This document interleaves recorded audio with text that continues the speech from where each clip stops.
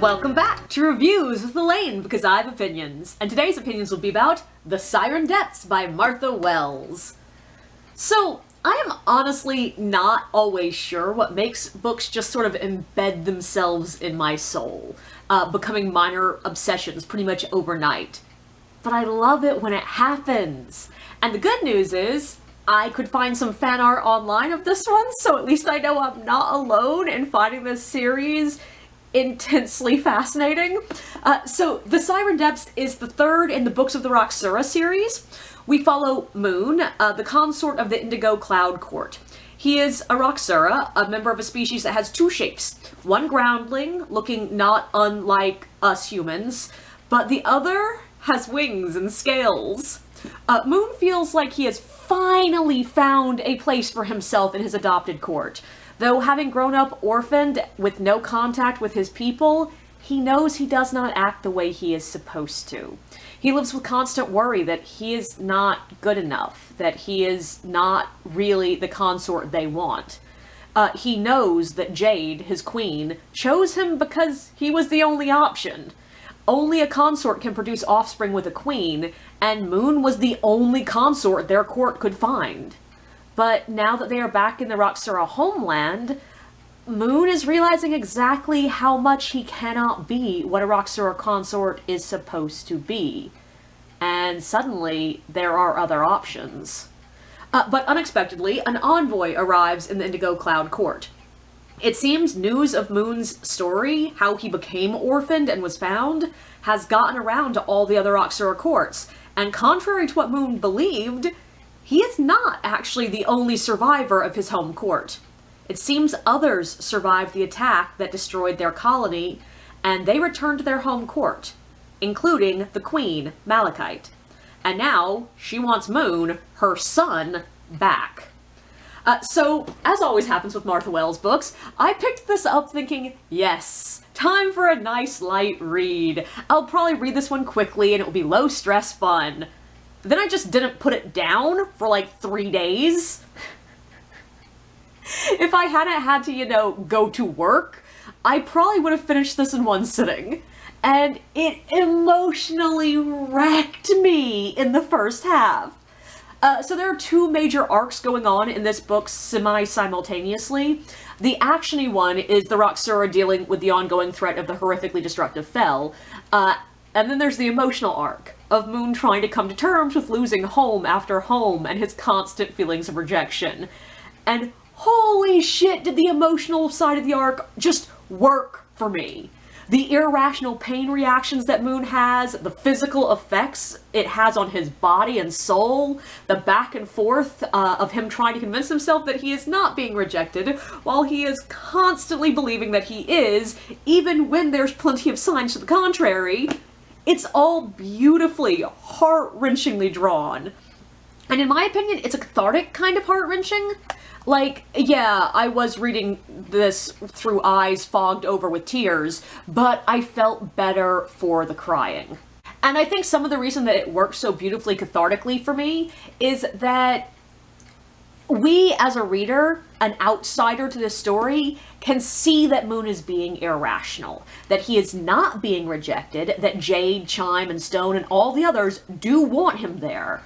And I mean, he does know it too in story. But his lifelong history of being rejected means that his logical mind and emotions are in two very different places. And that feels recognizable, accurate.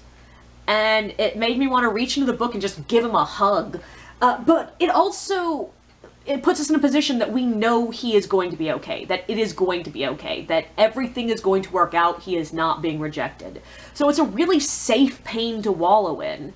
But there's also just enough of a question about, like, is he actually being rejected?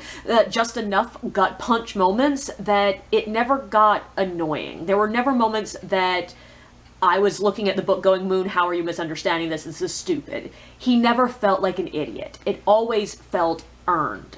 I will also say, I absolutely effing love the relationships in this book. I was really very happy with this one that Wells makes it explicitly clear in this book that Moon and Chime are lovers. Because I had gotten that impression in the other books, but I had wondered if it was just my shipping mind going a little bit into overdrive, going, ooh, they're cute together. And like there had been mentions in passing that the queens and consorts take lovers outside of their pairing among the other casts of Raksura. And it is directly stated a couple times that they are sleeping together, but it's just not clear if they are literally sleeping together in the same bed, or if that implies a more romantic relationship. But in this book, it's made a little bit more clear what is happening, and by a little bit more clear, it's directly stated. And I really like the fact that we're a little bit more clear here, partially because just I think they're cute together. I shipped them from moment one, but also I just love the easy, open, slightly polyamorous impression that I was getting of how Raksura relationships work. And I liked it being more confirmed, that I can know for sure, yeah, that's what's happening in these relationships. Though I should warn you, in case you're curious, there is no spicy content whatsoever in this book, so if you were getting excited when I mentioned explicit, I mean just it's stated that yes, they are lovers.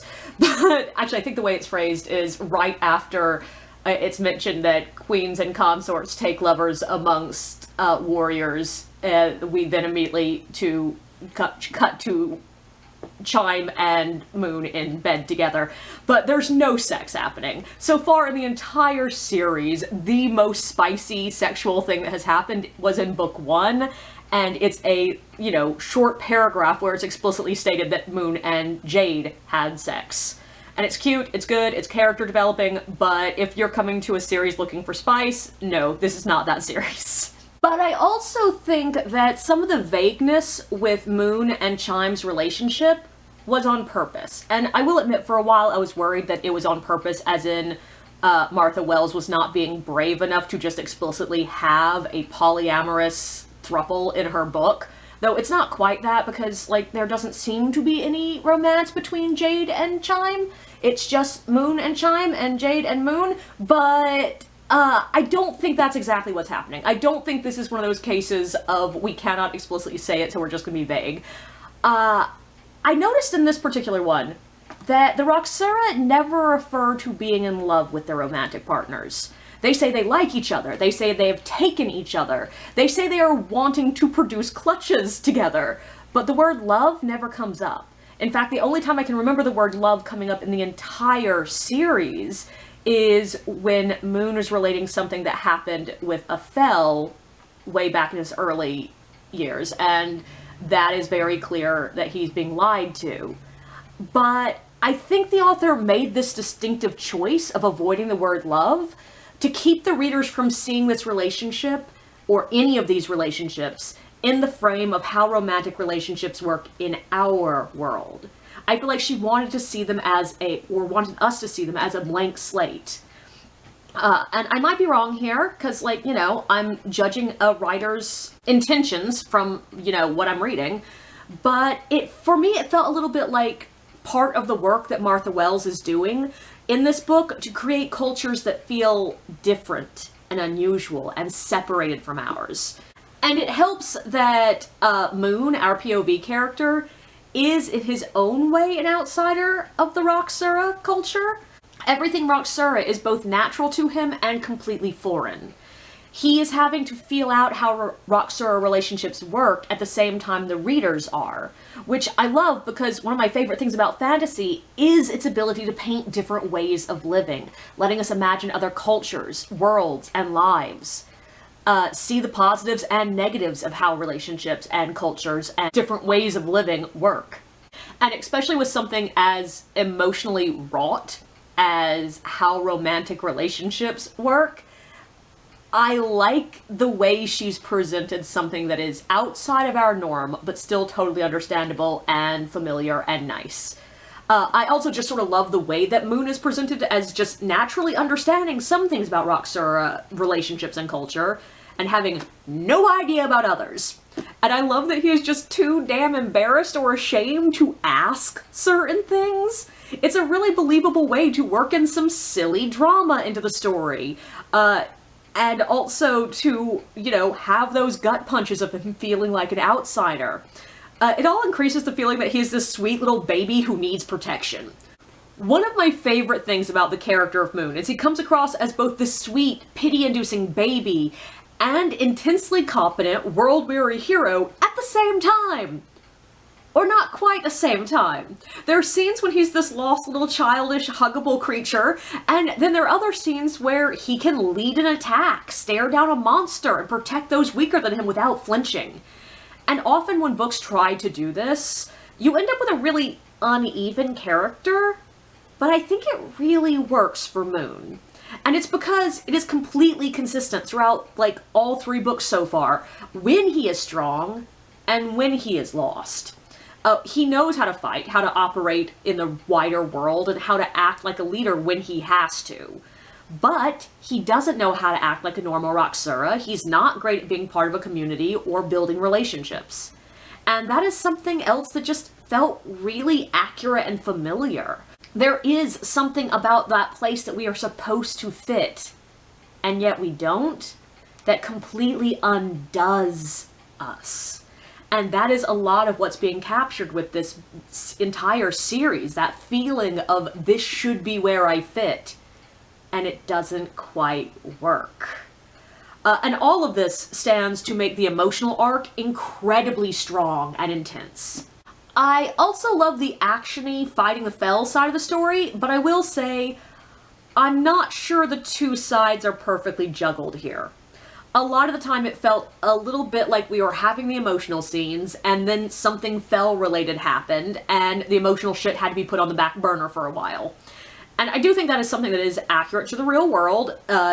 Sometimes, yeah, in real life, you have to put your emotional breakdown on the back shelf because something more important is happening at the time. But it still bleeds through.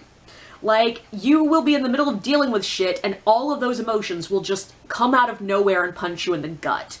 And I don't feel like that quite happens as often as it should in this particular book. Once we get to the really climactic action section, Moon just sort of gets over his shit and keeps going. And I'm not sure it 100% worked. There are a couple of moments that she tries to call back to it, but it felt like it was just making a nod to it instead of him actually living through the emotions. Especially because this book itself is sort of the emotional reckoning Moon is dealing with of not having dealt with all the emotional shit from the previous 2 books. This actually made me feel, when I was first starting to read this book, that the books sort of came out of order, because all of these emotions are stuff that it felt like he should have dealt with in the previous books. It sort of felt like, oh, should this have actually been book 2, and book 2 should have been book 3? But as I read on, no, it works having this be book 2, because it, in its way, is the breakout of those emotions that he's put aside for too long. So yeah, where this book comes in the series works, and the emotional arc where it comes in the series works. But in a perfect book, I wouldn't be able to separate the emotional arc from the action-y arc. Like, I ain't mad at it. It doesn't, like, make it a bad book that the emotional arc and the action are not perfectly aligned at all times. I love this book, and honestly, when it aligns too well, when everyone is having the exact right emotional growth moments that perfectly align with the themes and mirror the action perfectly, it feels a bit like an old episode of, like, Seventh Heaven, where all the kids would be having the exact same problem related to the exact same concept at the exact same time. Like, drugs have never come up in any of their lives ever before, until this one week where the youngest are taking a DARE class, the middle have a friend who got in trouble for bringing a joint to school, the teens have a friend who's addicted to Adderall, and the parents have an old college friend in town who needs an intervention. And that does not make for verisimilitude. Like, that feels really inauthentic. But, this is sort of the other side of that coin. I just felt the disconnect between the emotional arc and the action arc, and I shouldn't have. But I also want to go back to the relationship things to discuss one thing. I love, love, love the way that Jade and Moon's relationship is shown. Not because, like, it's cuddly and cute, like the way I'm super attached to Moon and Chime. No, what I love about this, in Roxura culture, the queens are the biggest, the strongest, and clearly dominant. And I don't mean that in a sexy way, I just mean they are in control. Jade can kick Moon's ass, and frankly, it's just nice seeing a relationship where the female character is the stronger, more powerful one. And I mean, yeah, I have seen other books, TV shows, media try to present this dichotomy with a strong, dominant, powerful female, but so many times, as soon as we get to the romantic moments, the woman starts acting more passive and shy and sweet and innocent, and the man starts acting manly or strong and aggressive, or they run the other direction and it becomes sort of the joke that the man is the sweet, innocent, girly one, and the girl is strong and powerful. But here, no. Jade is clearly the big spoon in this relationship. Jade pulls Moon into hugs. Jade carries Moon when he's injured. Jade leads him around like a fucking puppy half the damn time. And yet she is never described or comes across as masculine. Moon is never described as feminine. Yes, he does have some traits that in our society we classically align to femininity. Like, he is definitely the better paternal figure here. He really wants kids and is a really cute little daddy, but they just have a relationship dichotomy where the girl is stronger and clearly in control, but still innately feminine, and the guy is clearly less in control and yet still very masculine. And I just like seeing that. It's an interesting new take. Though it's not new, it exists in the real world, you just don't see it as much in the media. I also feel that Jade gets a bit more depth in this book than she has in some of the others, because this is really the one where we get to see a little bit more of her being less sure and more vulnerable. And while I like badass, strong, female queen characters, when you don't see any weaknesses from them whatsoever, they are just inherently less likable. I think that's a big part of the reason I've generally been more interested in the relationship between Chime and Moon than Jade and Moon. But seeing Jade's vulnerable side renewed my love for the character and renewed my interest in the relationship between Moon and Jade. I also just love the incredibly inventive, unfamiliar world that this series takes place in. Each and every book, we still are getting to see new, intensely creative settings. It's like each book, Martha Wells is trying to find a more creative place to set her action. You like cities on the back of a leviathan and mountain trees? Let's up the ante to cities built into a giant crumbling statue. We are still getting to learn about different cultures, and I love there's this cheeky little moment in this book where Moon is describing a culture that believes in no sex before marriage, and he's describing this to a room of aghast, bemused Roxura who just cannot wrap their minds around how that's intelligent. But also, we're learning a bit more about the history of the Roxura. I think at this point I've read enough Martha Wells to say that she loves herself a good lost, forgotten history. Her worlds are littered with unexplained ruins, long dead peoples, and mysteries about where the cultures and races we see came from. And I mean, I love it. That is definitely one of my interests. I am the kind of person who will be sitting around at 3 a.m. watching YouTube videos about what the religion of the Indus River Valley civilization might have looked like. And each book in this series, we are learning a little bit more about that lost past. But the information is being meted out rather slowly, so if you are someone who doesn't like lingering mysteries, be prepared. You've got a couple of books to get through before you really start to figure out what's going on, before we get any real explanations. But personally, I'm loving it. I won't even really be that mad if some of this stuff is never actually explained. I am perfectly fine with some background mysterious ruins. They don't all need explanations. The other thing I do want to discuss here is where we're going next.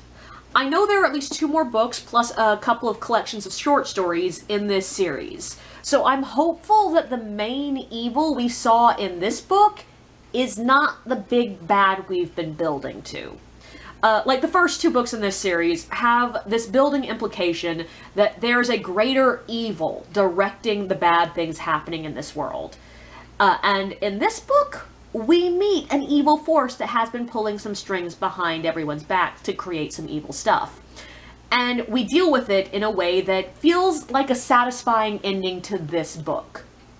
But if that is the end of the 3-book arc, if this is the evil we've been building to, it's gonna feel a bit anticlimactic. But like I said, I do not know if the next 2 books in the series follow the same overall arc. Like, there are series that every single book is part of one greater story. Like, there is a conclusion to each one, but it's sort of a landing pad before we go on to the next one. And then there are series that are more episodic, where every single book has their own big bad, their own arc, and like, yeah, they might tie into the previous ones. You've got the same main characters, but it's not necessarily the same story. And if we are in that first kind of series, all is well. Like, okay, that's fine. There's still more building happening here. But if we're in the second kind of series, and that was the end of that arc, I'm gonna be a bit disappointed. And like, I went ahead and read the blurb for the next one, the back of the book blurb, to see if there was a hint, and it's not clarifying it to me, so I don't know.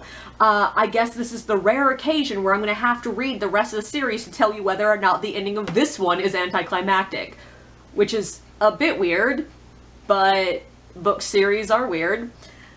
But overall, I just want to say I love Martha Wells' books. I get super attached to her characters. They are the perfect level of emotional damage balanced with strengths for my tastes. Her worlds are some of the most creative I've ever read in a fantasy novel. And it feels like there's miles of depths in each one. I always feel like she has basically a master's degree level knowledge of the geography, culture, and history of these worlds.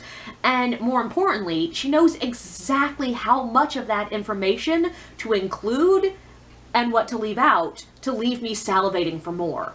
Her prose is the perfect level of playful, readable, but also intensely visual and descriptive. I honestly am having to fight the urge just to read the rest of the series right now, and then probably pick it back up and reread from the very beginning, because I am so attached to it.